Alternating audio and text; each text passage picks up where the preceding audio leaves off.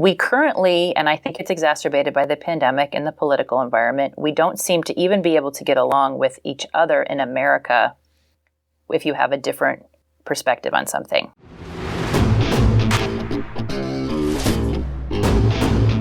And now, coming to you from the K2 studios in San Diego, California, it's the world-famous Chris and Kristine Show.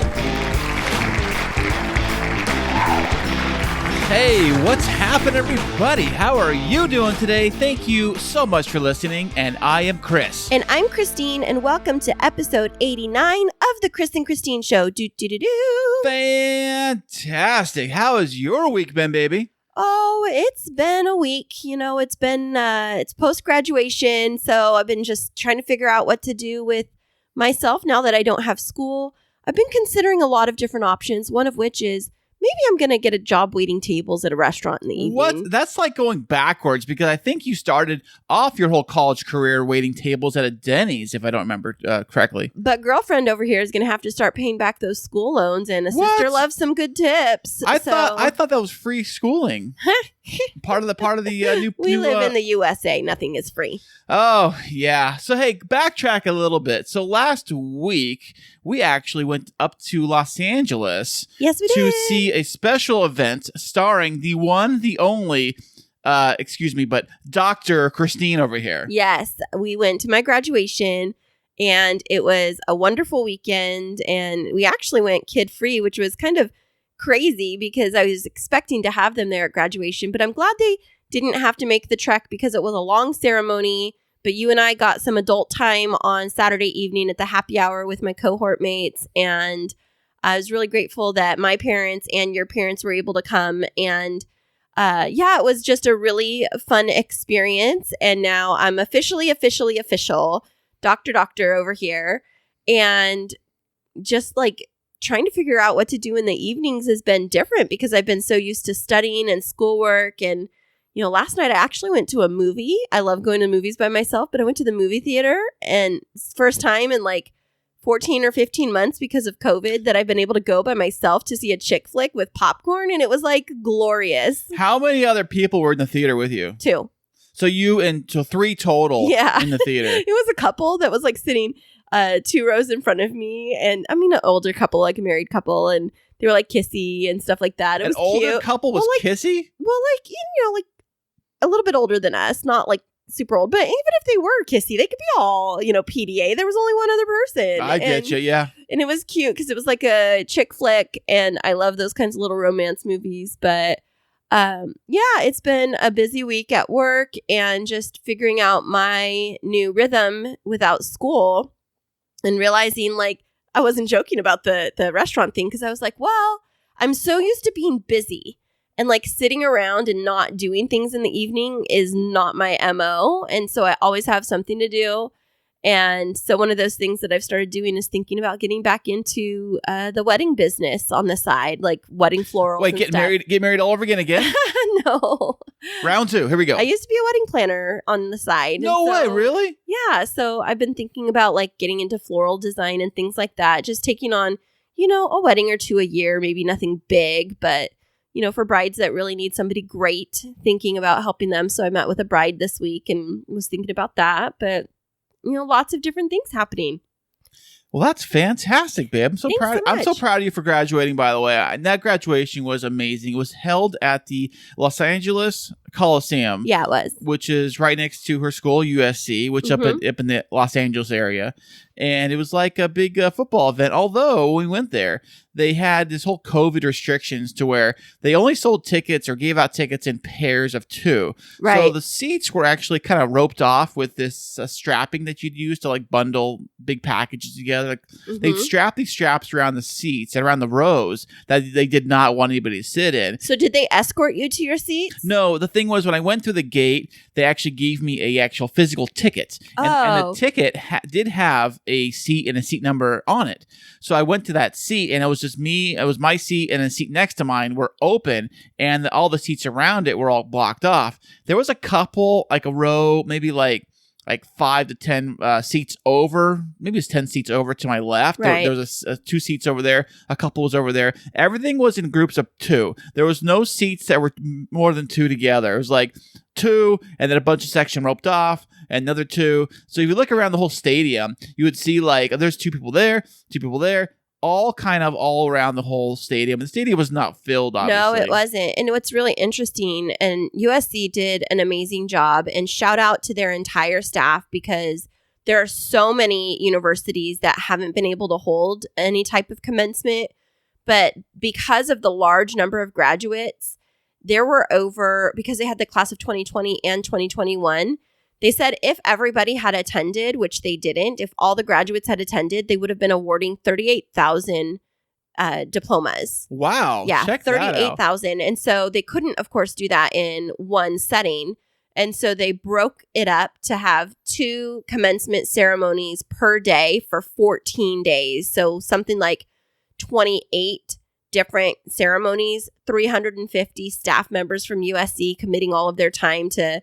They had to clean the facilities. They had to staff, do all the tickets and stuff. So huge shout out to USC for pulling it off. I think today or yesterday was their last day of commencement activities, but it was a well-oiled machine, and it was a fun experience. And one of the things that I loved is they let you sit wherever you want to with whoever you want to. Like, we didn't have to do the whole like pomp and circumstance marching to the field. We just like walked out and found a seat. And then we got to sit by whoever we wanted, because we had these little scan codes that they would scan it, and then it would flash our name and our degree up on the big Jumbotron, and say our name. And so I ended up having to sit on like the back half of where the graduates were, but they ended up starting with the back half for the graduates. Really? No way. So you got to go first. I was like in the first 50 to 60 people to get my name called, and then they have you leave the Coliseum after your name is called. So it was like you guys had to sit there for them just calling like 50 or 60 names. And then they called my name and I was like, okay, I'm out. And then we all got to leave. And so it was nice. That was great. I loved it. It was so awesome. And by the way, congratulations, babe. Thank you so much, honey. I appreciate it. But enough about my week. How's your week been? Well, I have some exciting news. I could tell you and tell everybody. Well, let's go back a little bit to the great old year of 2019. If you remember way back then. What was that? That was like pre-pandemic. I know. It was back when you can go out to movies, you can go to a college graduation, and sit next to everybody. It was all free for all. Oh, and concerts. That was a fun thing too. Yeah, speaking of concerts, remember what we did in 2019? We went to, in 2019, before we started the podcast. Didn't we go to like I'm trying to think of what we went to in 2019. We did a lot. Oh, we went to go see Wicked, the musical. That is true. We saw Wicked, and we also went to a radio station festival here in San Diego for a show. And more importantly than all that, in Las Vegas, the biggest music festival in the world. Happens in Las Vegas every year, except for last year, because it was a pandemic. Is it really the biggest in the world? I think so. I don't know. Coachella. Well, this is bigger than that. Okay. Because I said so. The iHeartRadio Music Festival, which happens in Las Vegas. We went to it in 2019, and it was amazing. It was so fun. And do you remember that the day after we came back from that music festival is the day you proposed to me? Well, that's what happens when you go to a music festival like that. You get super excited, and you get all crazy. You love it. It was so much fun. We flew in and flew right out. It was probably the best music festival, best concert that I've ever been to my entire life. It was a well-oiled machine. It was amazing. Well, what does that have anything to do with 2021? Well, guess what? I just found out with 1 day notice that 2021, now that the pandemic's kind of going on the downside a little bit, we're kind of coming out of it, that iHeartMedia has decided to make the new concert again for 2021. They are bringing it back to Las Vegas live. Woohoo! That's so exciting. So are you taking me or somebody else? Well, I just so happen to secure 2 tickets to the iHeartRadio Music Festival in Las Vegas this year, 2021, and you and our baby are going. Yay! So who do I get to see? Well, I don't know yet. What? You bought the tickets and you don't know? How do you know it's going to be the best ever? Oh, because it's always the best ever. Every single year, iHeartRadio, they always bring nothing but top A-list artists every single show. Yeah, you know what? That is true. We got to see Marshmello, Kane Brown. Alicia Keys. Alicia Keys was amazing. Her. Remember, I was like, is it HER? And you were like, it's her. You know, she was in that movie we just saw. Oh, Yes Day. Uh-huh. Yeah, she was in that movie. She was so fantastic. Like, if they just replicated that lineup, I mean, there was a few that I wasn't so into, but Miley Cyrus was there too. And then who was the old guys? Def Leppard. Oh, okay. Yeah. Right. That, no, don't want to have any haters right now, but I was not a big fan of Def Leppard. I love them. I know. Anyways, you're old. They have not released the lineup yet, as far as I know, as of right now. But tickets sell out in minutes. Minutes? And I was able to secure us 2 tickets. Now, do you think that they're going to have, like, distancing? Like, are there, like, reduced capacity? I don't know. That could be a good point. What if they do? So tickets really would sell out in seconds instead of minutes, because less of... Oh, maybe. Well, I'm so excited that you're excited. So do we get to, like, stay over, or are we gonna have to like drive over or fly in, fly out? What's the plan? Well, we haven't figured out the logistics yet. I had literally 1 day's notice that these tickets were going on sale in the morning. So I said, Kristine, hey, we should jump on these because they're going to be selling out real fast. And we went that 1 year, 2019. We went the last year they had it, and we had so much fun. It was such an amazing event. I would love to go back again. So I was able to get two tickets for the show. I think what we're going to do is we're probably going to have to fly out, do like we did last time, get the 1-night hotel stay, fly out, go to the event, go to the hotel, check out, fly home. Boom, boom, in and out. I want to gamble a little bit, though. Well, if we have time, maybe we can. If we have time, hey, you're taking me to Vegas. I will make time. Okay, well, we'll see. We'll find out. I got the tickets secured. We'll see. You get to do your thing. I want to go play craps. Okay. Don't crap out on your craps. Well, I'm excited for that. We haven't been to Vegas, just the two of us, since, I think we went one trip after the iHeartRadio Festival, but maybe not. I mean, it's been a long time. Well, the last trip we went to Vegas was when we went to... I said just with you and I. Oh, right. Because we took the kids, but Vegas and kids is totally different than Vegas adults. Right. Maybe it was a trip to Zion when you and I went. Was that the time we went? Last time we went, just you and I to Vegas? No, because that was before we got engaged.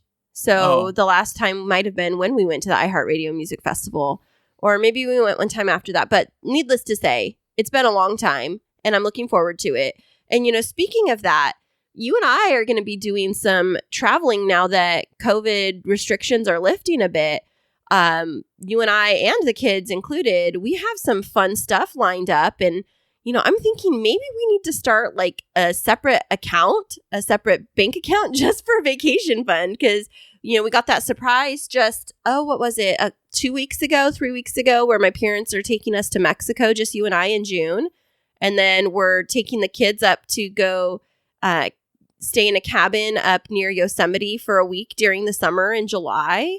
Now we have this in September to Vegas, and then we have our anniversary trip to Cabo in November. Maybe we should ask the listeners to put the GoFundMe account for Cash App, a GoFundMe app for our travel funds. We'll just do Venmo straight to me, Kristine. Wait, what do I get? Do I get a cut of that? Or they could Patreon us. That would be great. And speaking of which, we do have a Patreon account. We would love to have your support from our loyal listeners to fund the fun of the Chris and Kristine show.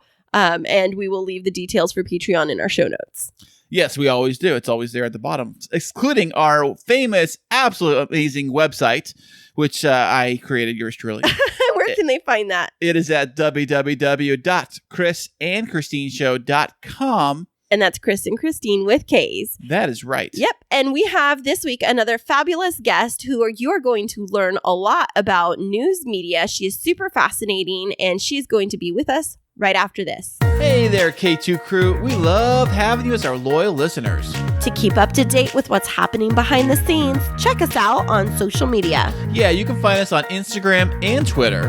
And don't forget to follow our Facebook page. Yeah, tag us in your favorite fun stories, and guess what? You might just end up on the show. Ooh. Today's episode is brought to you by Baruch. Now, Baruch is an electric toothbrush that will change the way you think about brushing your teeth. With powerful sonic technology and ultra gentle bristles, the brush redefines what it means to have super clean teeth. It's like that feeling when you first leave the dentist. A fresh, whole mouth clean every single day. Our listeners get 15% off total purchase with code POD15.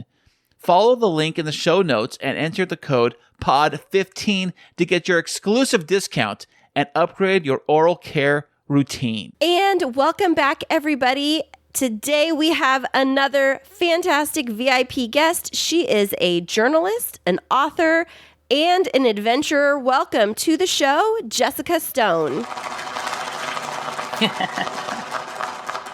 Just imagine I'm running through the all the hands that are trying to slap me 5, and there's my red carpet. Yes, got to imagine those things with audio. They're all right? here. They're all here for you. They're just standing Good to be outside here. the door. Thanks for having me. Well, thanks, Jessica, for showing up today. We appreciate this. You bet. And where in the world are you joining us from today, Jessica? I am in the East Coast, and I am from Falls Church, Virginia, Northern Virginia, the D.C. suburbs. Ooh, awesome. So are you physically in Washington, D.C. right now?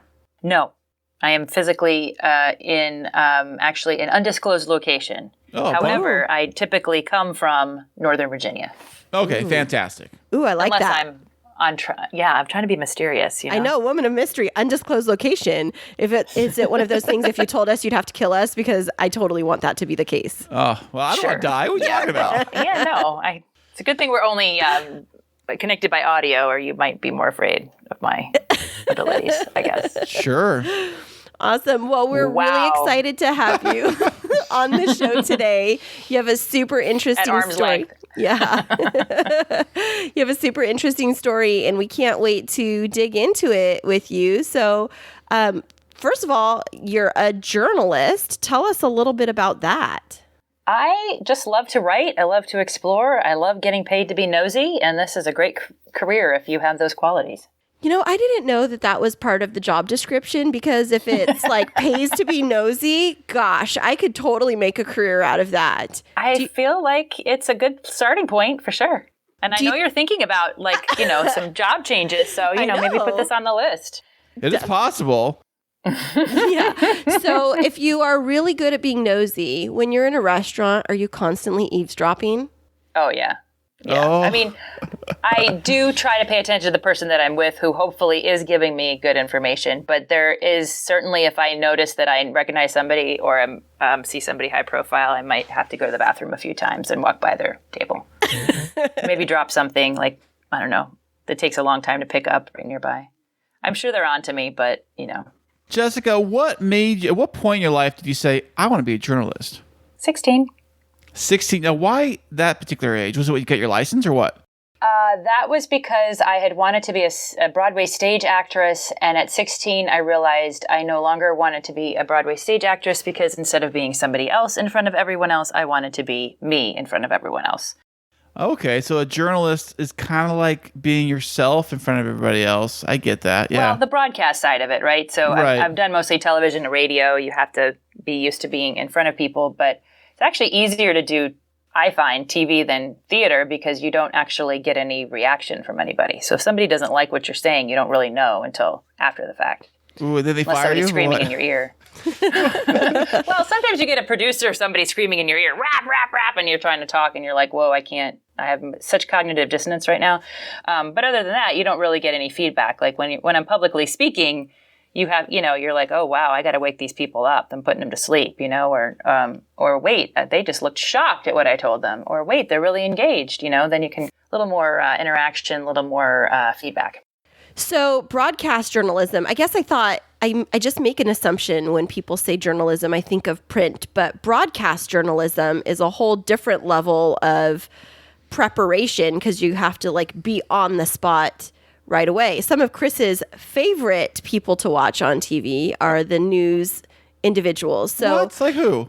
oh, you love the local news, but I love my local ladies, but were you a local? Does that news mean you watch broadcaster? Ron Burgundy? He did come from San Diego. That's true. Yeah. I have a Ron Burgundy clipping here somewhere. I think you should play it now, and then I can say that I am compelling and rich. And I'm not Veronica Corningstone, although many have asked. So please don't come out of that soundbite with that question. So do you have a specific type of broadcast journalism? Like, is there a niche type of story that you tend to gravitate towards? Yeah, I'm very wonky and nerdy. And so I do international economics, trade, and foreign relations. I covered the White House for 10 years for a Chinese broadcaster. So kind of figuring out what matters to that audience and that unique challenge is kind of my nexus point. And now I do business and finance, mostly exclusively. So what's happening on Wall Street? Why? What's the story of, tell me about Dogecoin or Bitcoin and I'm not an expert in those things, but I'm trying to learn so that I can help other people understand. Well, what do you know? Do you know anything? I mean, what do you know about Bitcoin? Is it worth even buying, or is it a big fad? A little bit of both. It is a finite resource like gold or silver, so it will have value and it will hold value as a result of that. It cannot be created indefinitely. So for that reason, it can be a store similar, right? But silver as a hedge. For inflation, which obviously you just saw last week, or earlier this week, right? It's Friday. We're finally admitting that we have inflation. Right, with gas prices. That's a big news story I hear right now, all over social media. It's inflation. Yeah, when you probably knew that you were paying more, but the government wasn't ready to admit it based on how they calculate it. But now apparently they are, because we got our CPI numbers this week, and they were like, 4% or something up. So now all the hype on Wall Street is vindicated because they've been operating under the assumption that we were inflating. Because we are inflating. We're printing money. What do you think we're doing? Yeah. You get a stimulus, and you get a stimulus. You get a stimulus. Yeah, Chris. Where's yours? Have you gotten yours yet? Chris sent me this. And then worse yet, you're not investing it. You are actually paying off that credit card. God forbid that you pay off that credit card. Chris sent me this. Making such good choices. He sent me a hilarious meme like last week, and it was a local business that had a sign outside that said, "Stimulus checks available weekly. Come inside to talk to the manager," like trying to encourage people to get a job. But it was hilarious. You really need to send that. Yeah, that's a good job ad. Yeah. Instead of help wanted, stimulus checks offered. Yeah, it tells you a lot about what's motivating people at this point and what's not, right? Right. Well, was it Biden or someone recently said something about how if you have a job offered your way, you have to take it or you lose your unemployment? Yeah. What does that even mean? They had waived those rules during the height of the pandemic so that people would get back on their feet, and he's saying that they're going to be reapplied. I'm not clear on how you know whether someone has gotten a decent offer. Right. And that's the caveat, right? Like, I don't know. I can't recall, even when I've been on unemployment, which I've been on it twice, that I had to, they ask you every week, did you get a job or did you get an offer? But all you have to do is say no. You don't have to tell them that you got one that you turned down. You don't have, it's all dependent. It's all the honor system. So it's not clear to me that they have, unless they're tracking me and my phone, which they could be, how they're going to know. Right. So something that you said a few minutes ago, I wanted to hop back to, because you mentioned Bitcoin and what was the other kind you mentioned? Dogecoin? Dogecoin. Okay, so I've been seeing it on Twitter. Call me dumb. I thought it was doggy. I was doggy coin? Well, it's a picture of a dog on a coin. I know. Yeah, I know. Yeah, so that's an easy.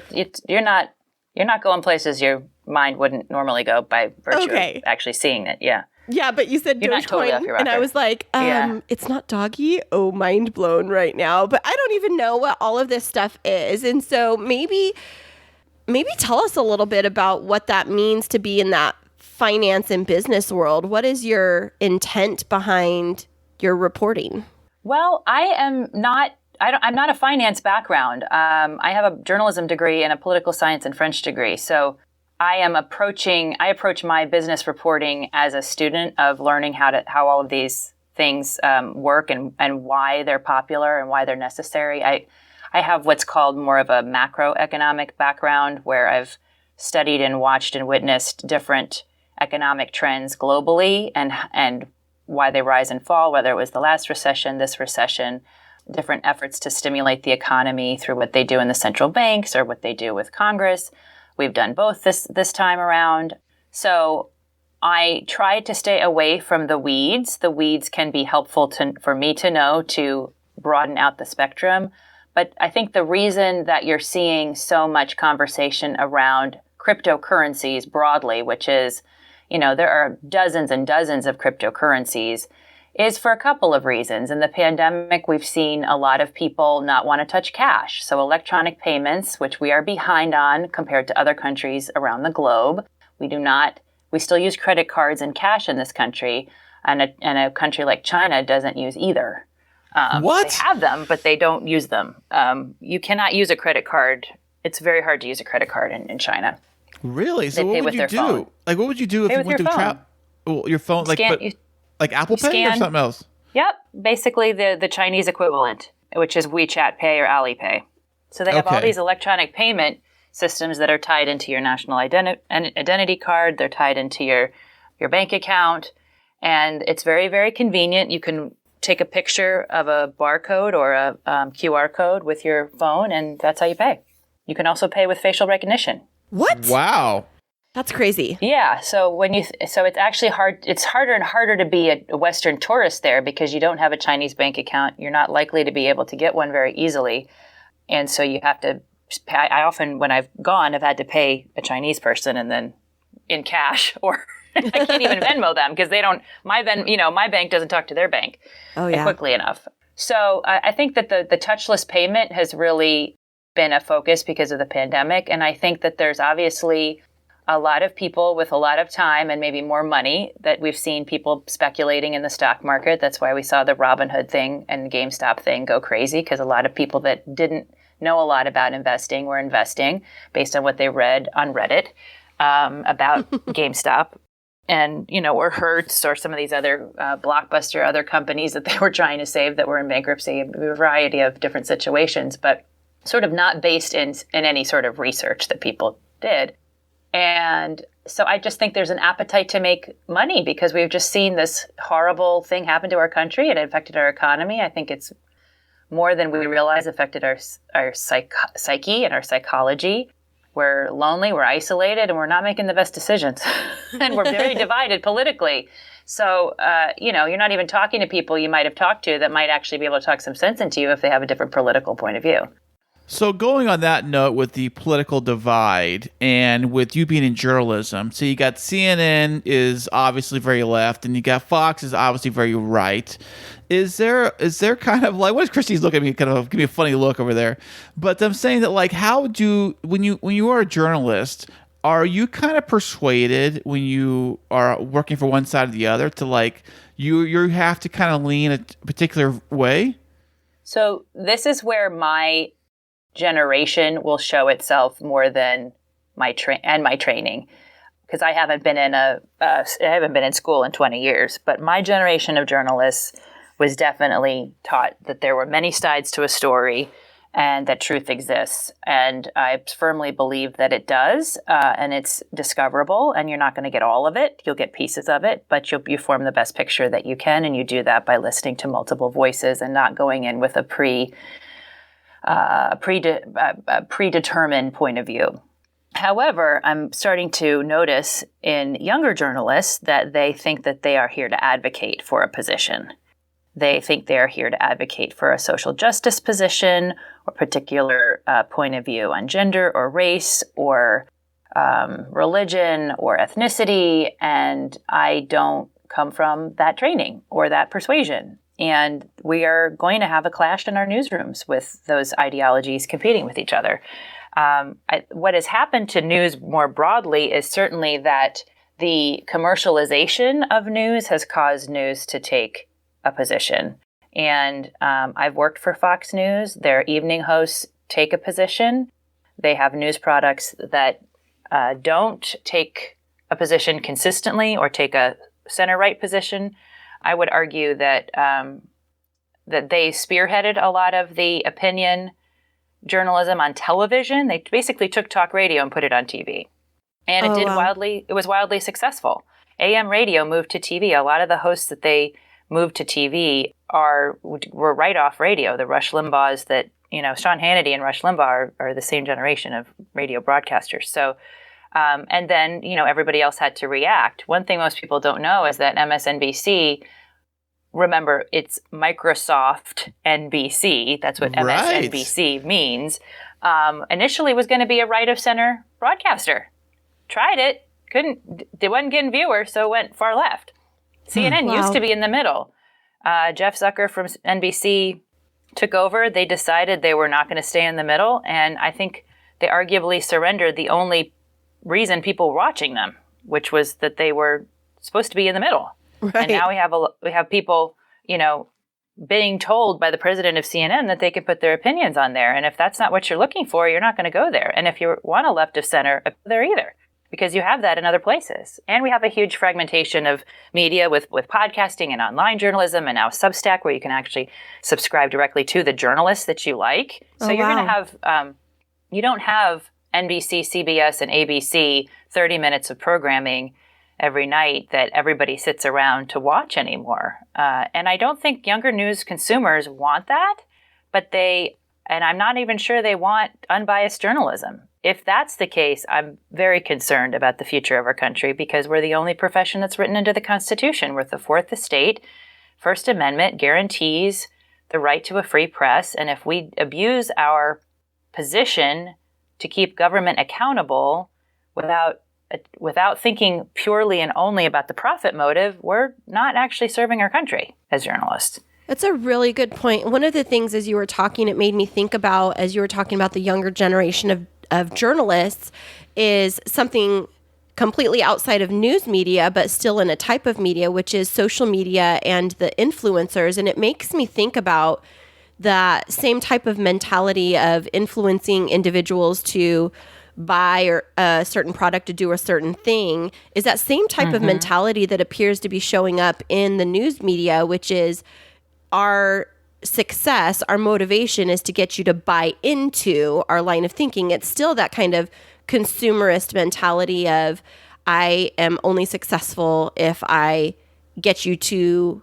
believe what I believe and follow along with this media platform, news media platform. And so is that something that you're seeing, that it's kind of that influencer mentality showing up in news media? I actually think that's a really good way to describe it. I've been recently, I would say in the last 2 years of my career, moving more towards digital and been because that's the future of the technology of journalism. Fewer people are sitting and watching anything but their phone. So even if you have a television program, somebody's going to consume it differently. And there are different things that you have to consider when you're creating that product to make it enjoyable for that person to watch and for them to come back again and again and click. And you need those clicks, right, to sell advertising, to sell pre-roll, sponsorship, etc. I think that's a really, really good way of putting it. And I have been disappointed as I've tried to grow content organically without paying to promote it at how good content is difficult to grow on certain social media platforms. Each one has such a different ecosystem. There are some that I'm more happy to be on. And now that I'm promoting my book, I'm really learning, where is my audience most likely to be and how do I connect with them? And it's not just generational, it's, professional versus lifestyle. And how do you reach somebody who's on a lifestyle app, but who you're trying to shape from a professional standpoint and give them a professional skill, which is what my book is aiming to do. It's a really interesting challenge. I am not an expert on it, but there are moments where I have really felt disappointed that I think social media and things that move on social media are often pandering to some of the lower common denominators of shock value, greed, fear. Those are the motivators.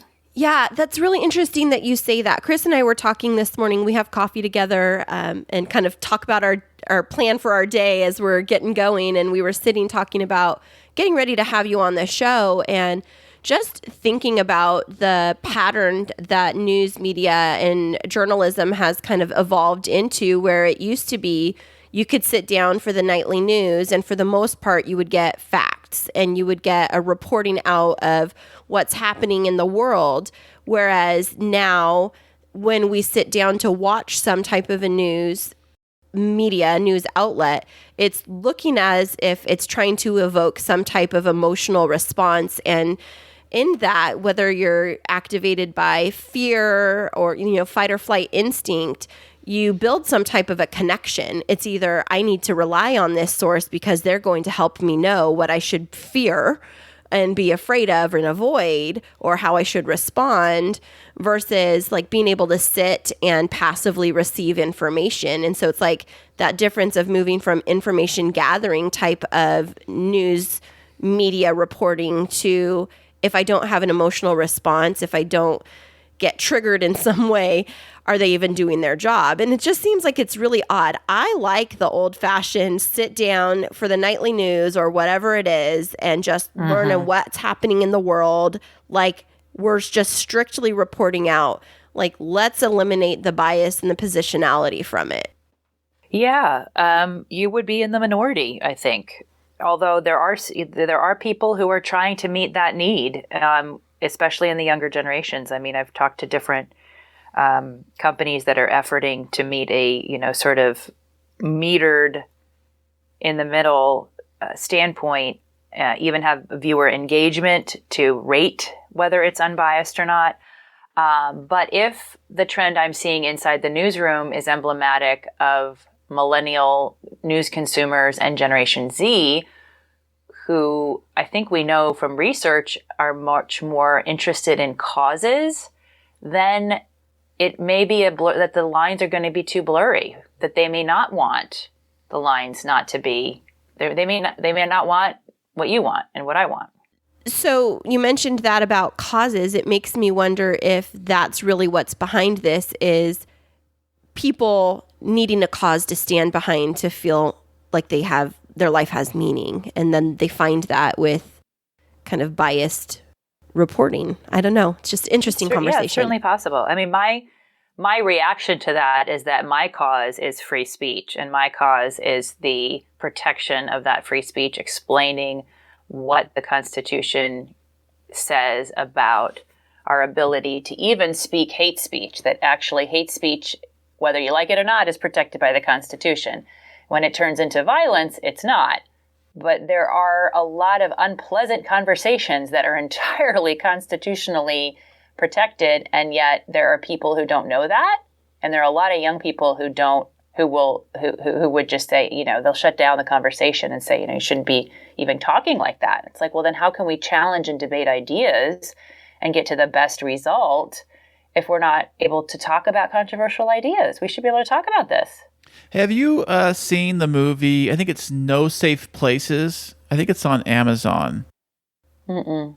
It's a documentary. It's a documentary about that, about going to. I think it was, who was it? It was Adam Carolla and the other guy. What's his name? Prager, I think his name is. Oh, Dennis Prager? Yeah, they went around. They talked about how on different college campuses they pulled up some events that happened around colleges where there were people saying different things that they didn't agree with. Yeah, that's exactly the kind of stuff I'm talking about, where you can see how basically uneducated college students are about free speech. Yeah, and it got turned into those riots. Kinds of scenarios. Yeah, I mean, it can get out of hand. And I kind of wonder about, like you mentioned, the free speech, even free hate speech. He mentioned this in the movie. He says that I can say whatever I want, and even if it's simply hate, is it okay? He's just telling these college kids, like giving them examples of like, is it okay if I say this or if I say that? I mean, it's all under the Constitution. It's still legal. But they're saying, no, you can't say that. And they had a really big fight about it. Not a fight, but like kind of disagreement about that, And I kind of wonder about like with Twitter and things like that too. Weren't they shutting people down? I know the ex-president got shut off from Twitter for saying certain things. But is that still constitutional? Can you still do that? Yeah, it's a private company. Oh, That's I why. see. Okay, I get you. Yeah. That whole private, and Facebook and all that too. Yeah, and the reason, if you remember, there was a carve-out that these companies had gotten, an immunity was like under a commerce clause. I'm not going to remember. I can Google while I'm on the but there's a movement in Washington to remove that immunity, which would make that dynamic change. And I'm not articulate at the moment on it. I'm afraid I should be. But yeah, these are private companies. Now, the thing is that with increasing frequency, they're acting like the arbiters of the public square. If the public square moves to a private place, how do you regulate it? I think that's the question we're now facing.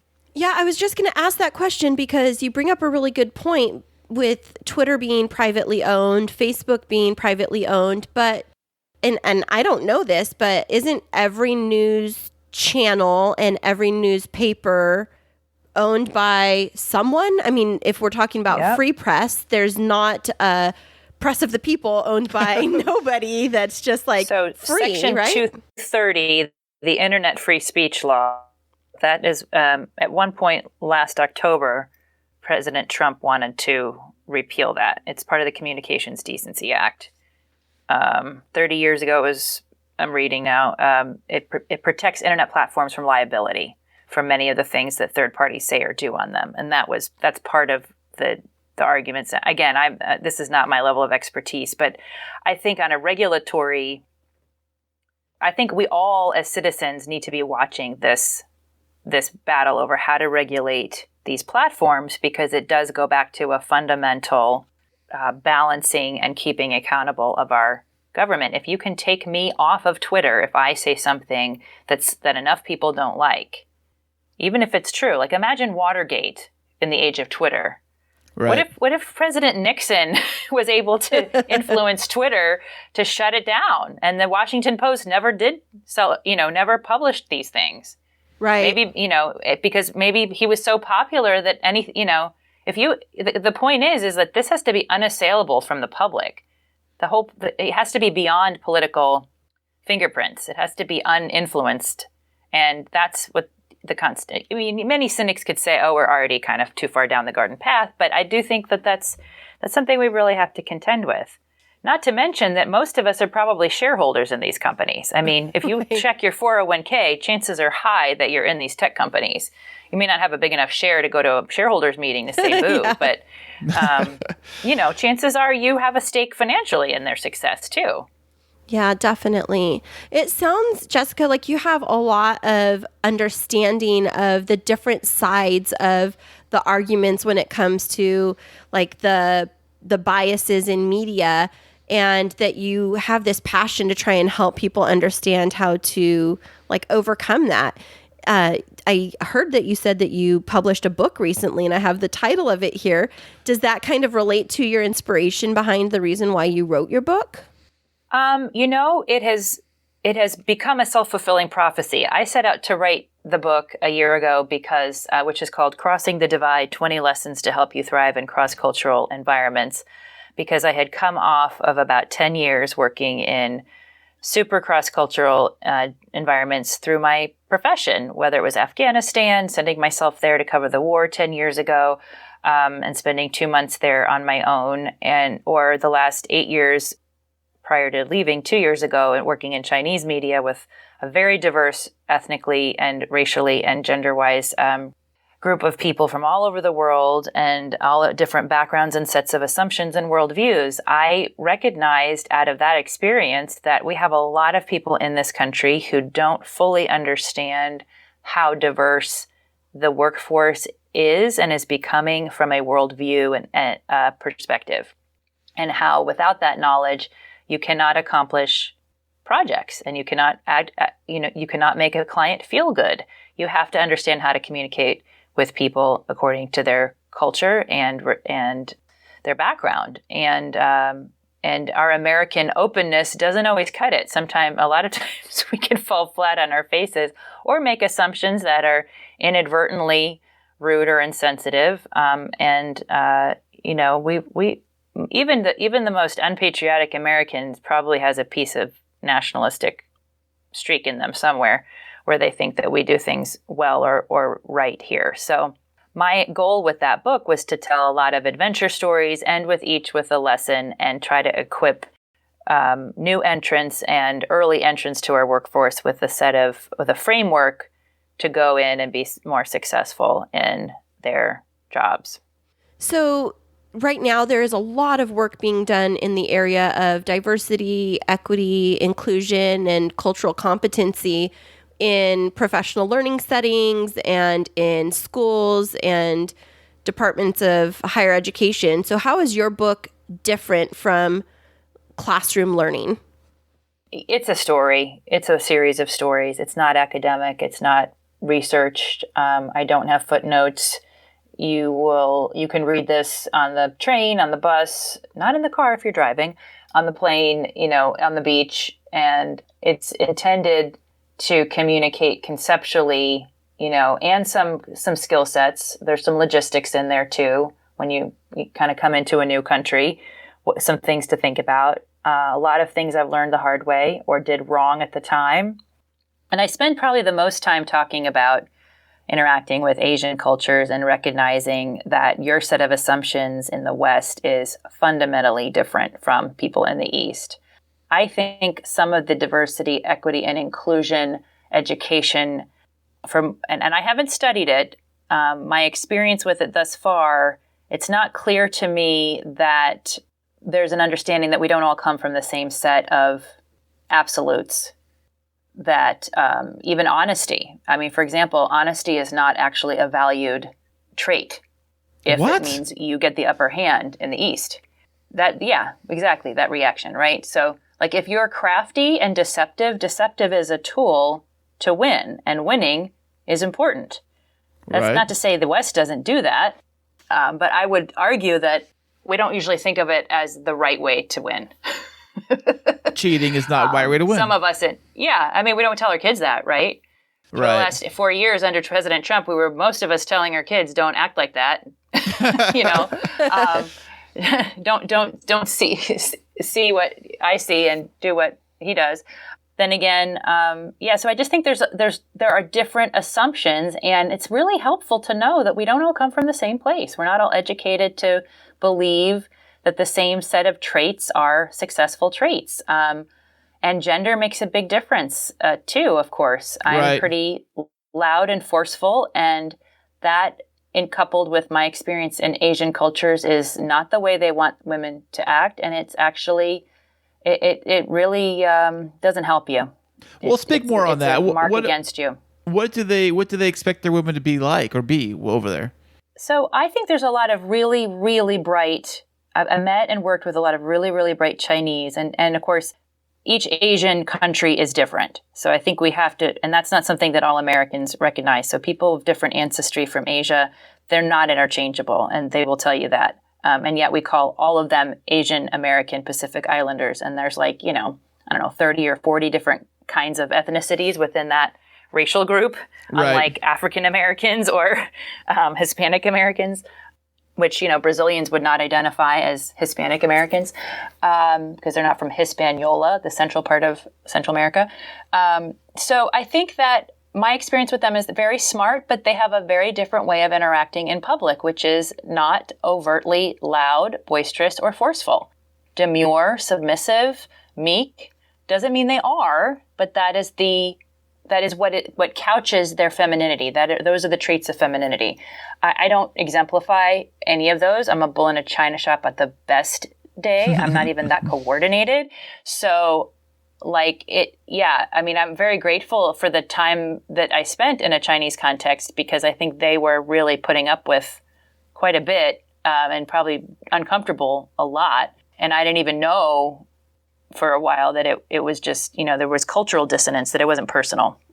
Right. So, I think one story, an anecdote that will really spell it out is I have seen women with PhDs coquettishly batting their eyelashes and sitting next to old, white, middle-aged men with receding hairlines and hanging on their every word like you would have seen in the 20s in our country. So, and it's not that it is really not a reflection on those women's intellect. It's culture.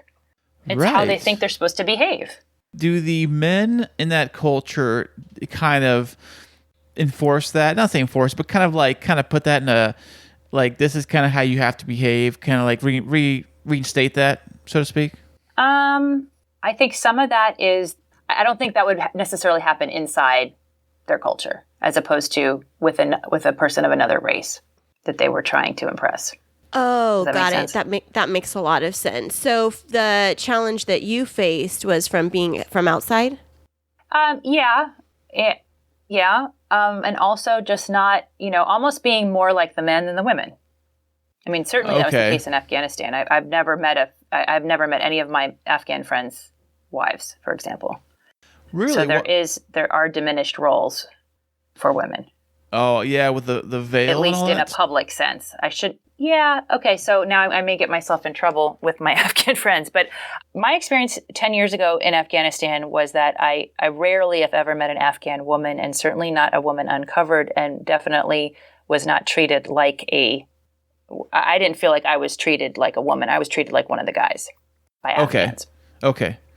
I don't know if that completely translate to my Chinese experience, but there are different ideas culturally about masculinity, and Western cultures have different ideas about masculinity than Eastern cultures do. And it's not good or bad, it's just different. And so kind of understanding and femininity for that matter, and what you do in public versus what you do in private. I think independence is a really valued trait in America, right? Like showing that you're independent, yeah. showing that you think for yourself, showing that you're willing to go left when other people go right, or up when other people go down.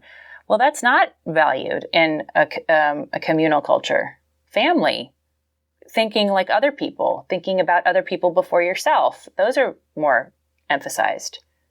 Confucian thought is very much about harmony and reconciliation and getting along, whereas I don't feel like that's emphasized in our culture in America. Well, one good example would be like, just look over the last year when we had the must wear a mask. Oh, I'm not wearing a mask. You must wear a I'm not, Exactly. That is pure at its heart right there. And Chinese people cannot understand what the problem is. If the government tells you to do something and they mandate it and they enforce it, why would you think of questioning it? Especially if it's supposedly for your own benefit. Right. Yeah, definitely. These are not even things that occur to very educated people, or at least are expressed outwardly. Right. You only know what people say, right? But so I can't assume what they think. But yeah, no, I mean, and there's also a culture of wearing masks in Asia, which That's true. Which has come from other pandemics like SARS. Right. That was more of an epidemic. So yeah, I just think trying to be aware. Look, you can't master all of the differences. So my argument fundamentally is let's just kind of have go into the working world knowing that the way you were brought up shapes you, and you need to understand what that looks like for you so you can compare you to other people and understand that not everybody is going to come from the same background. So building off of that, Jessica, since we are emerging from the pandemic and businesses are starting people are starting to bring their employees back, and some employers are starting to continue this work from home outside of the pandemic. And I've seen ads for employers that normally would have only hired people from locally, encouraging people globally to apply for their positions, meaning that there might be a lot more diversity in the workforce coming on the horizon. What would your advice be based off of what you've learned and written about in your book for us to adjust to a more cross-cultural and diverse workplace? Well, first of all, buy the book. It's on Amazon. We have a paper book and an ebook. Secondly, I think one of my most treasured lessons out of the 20 lessons is that you do not have to lose your own identity to identify with others. It's just looking for common ground. I mean, we currently, and I think it's exacerbated by the pandemic and the political environment, we don't seem to even be able to get along with each other in America if you have a different perspective on something. That is not going to help us as a country. It's not going to help us as a world. You've got to be able to find a nexus point. And if you can't talk about the differences, then just don't. Find something in common. Right. You like toast and be too? A student. What's that? I thought you like toast too? Yeah, there you go. Weather, sports, family, right. Dog, pets. For those of us, and I'm including myself in this, that really like to go deep with people, it may not be very satisfactory. It may not be what you would think of as a quality relationship, But if the end goal is to get a project done or make a client feel good about the work that you're performing, you got to do it. And I think the difficulty about and the challenge of what you're describing of us all working cross-continentally with people of other cultures via technology is that we don't have an opportunity to sit down for a meal, a cup of tea, go to a sporting event. You've got to carve out the space, which is not a very American thing to do. The sort of like, hey, we actually need to just get to know each other instead of talking about the project, or have a virtual coffee and find out a little bit about the other person. Because, you may like soccer and they may like cricket, but if you learn a little something about cricket or at least follow that person's team, it's going to mean a lot to that person. Oh, definitely. And vice versa, So I think looking for making the time to ask those questions and then acting on it is important. Recognizing that relationship is part of achieving tasks, which is something I'm fairly new at understanding. I'm incredibly task driven. And it's problematic with cultures that are much more relational in the way that they interact. Yeah, that makes so much sense. And you've given me some really great tidbits to think about as I'm getting ready to start transitioning back into the workplace. And there's been new people that have been hired during the pandemic because of retirements or people that are just overburdened. And I would like my workplace to be an even more inclusive and diverse place where everybody feels that they can connect with their identity. And, we focus on equity work, but yet we're not experts at it. So it's this has been very helpful for sure. Yeah, I think there is a nexus point without an agenda. We need to get back to some basics, which is just finding common ground. For whatever reason, that has not been the focus of our national dialogue for the last, well, you could say at least 4 years. And you may have your philosophy about why that happened, and I may have a different one, or we may have the same one. But regardless of that, we move forward in unity, right? Like that, and you can't just ask. I appreciate that President Biden asked for it, but I think we have to do more than that. We can't just expect that him calling for it means that we all fall in line.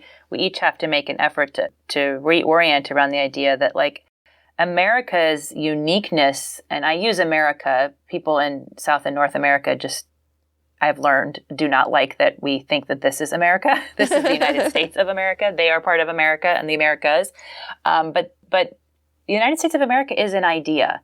Without that idea that out of many one, without the idea that we exist because of the ideas in the Constitution, which, while not perfect, set us up for an ever-changing way of treating each other and legislating our country's path forward, that can adapt. It doesn't stay static. Constitution is flexible. It gives us the ability to continue to legislate and amend the Constitution. So that's all of those things are what define us. Our ingenuity comes out of that, our ability to critically think. These are the things that have propelled our country forward.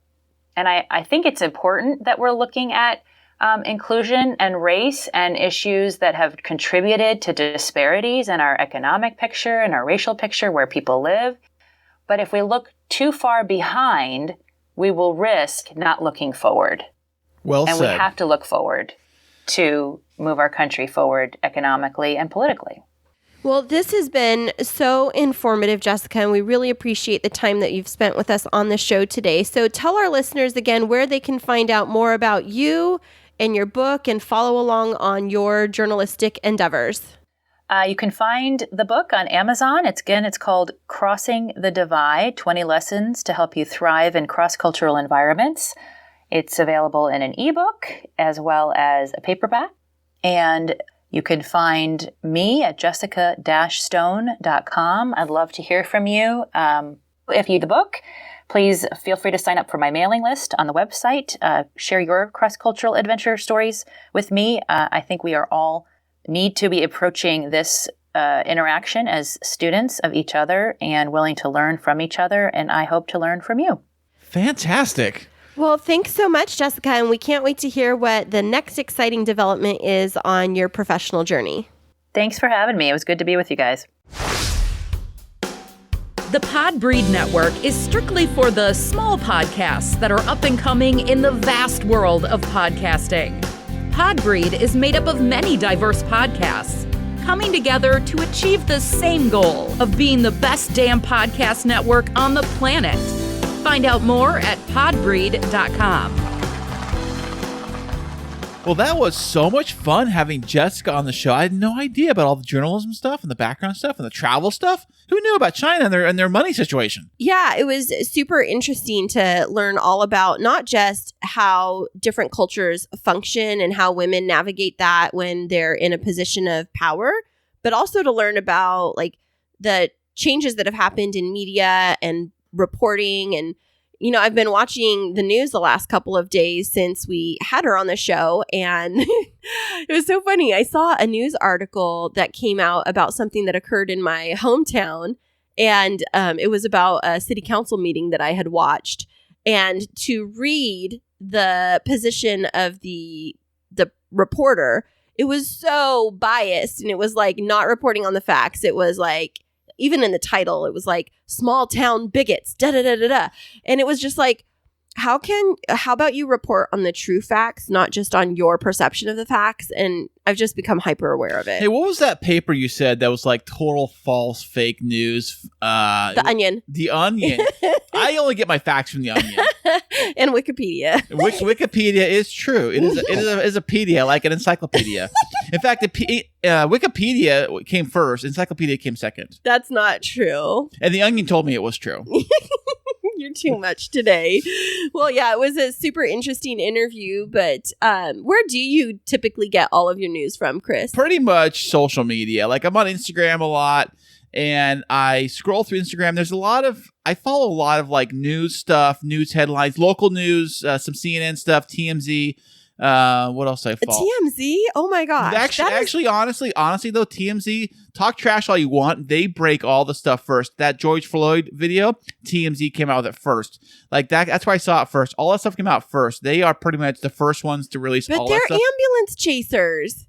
What's that? Like, they go after, like, they chase around. They're paparazzi. They're not news. Oh, of course they are. Of course they're not news. They're paparazzi. I know they're not news, but when there's a video of something happening, like a new Karen story, TMZ seems to be the ones to have the video of it first. Well, they're the shock and awe people. Like, they obviously just go after shock and awe. They're not like... Regardless of them, I do follow a lot of other radio stations, and they like to promote a lot of news story clips too. Like all the stimulus talk we've had over the last year, like you're getting this money or that money, or when you're getting your check, or how much you're going to get. I would see that stuff on Instagram, and I would get a lot of stuff about that stuff too. Follow that. So much on Twitter, not a ton on Twitter, mostly Instagram, because they'll put like the flashy headline image on there, and you're like, oh, what's that about? So you're drawn to the flashy news. I think so. The headlines, the memes, I guess, things like that is what I usually see. And I do see stuff I do get things via email. My email, it's starting to get flooded these days, but I do get emails from Fox News San Diego. Not the Fox you can't stand, but the local Fox News stuff. I'm on their email list, so they'll send me the news stories of the day or whatever news thing happens. Mm-hmm. And I've always been a fan of local news stuff, probably because of more of like what's going on in my backyard versus what's going on in the backyard of Palestine or something. Of what? Palestine. That's not even a country. It's called Palestine. Whatever.